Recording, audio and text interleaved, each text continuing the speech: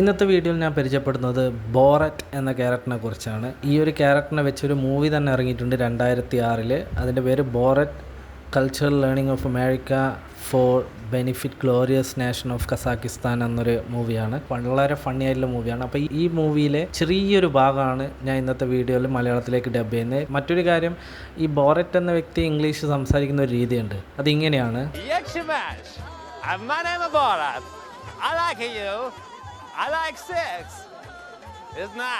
അപ്പോൾ ഈ ഒരു ആക്സെൻറ്റിലാണ് ഞാൻ മലയാളവും ഡബ് ചെയ്യാൻ ശ്രമിച്ചിട്ടുള്ളത്. അപ്പോൾ വീഡിയോയിലേക്ക് കിടക്കാം.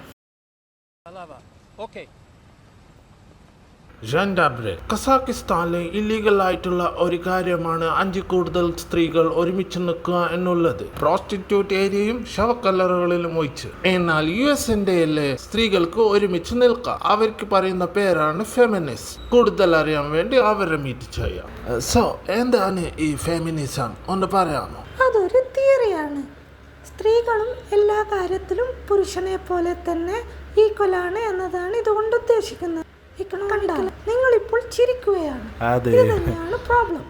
സ്ത്രീകൾക്ക് വിദ്യാഭ്യാസം വേണമെന്ന് നിങ്ങൾ കരുതുന്നുണ്ടോ? തീർച്ചയായും. പക്ഷെ അതൊരു പ്രശ്നമല്ലേ? സ്ത്രീകൾക്ക് ചെറിയ ബ്രെയിൻ അല്ലേ ഉള്ളൂ.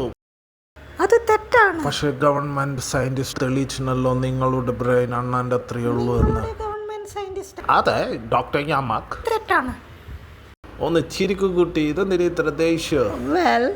നിങ്ങൾ എന്താണോ പറയുന്നത് അത് വളരെ ഡിമീനിങ് ആണ്. ഡിമീനിങ്ങിന്റെ അർത്ഥം അറിയാമോ? ഇല്ല.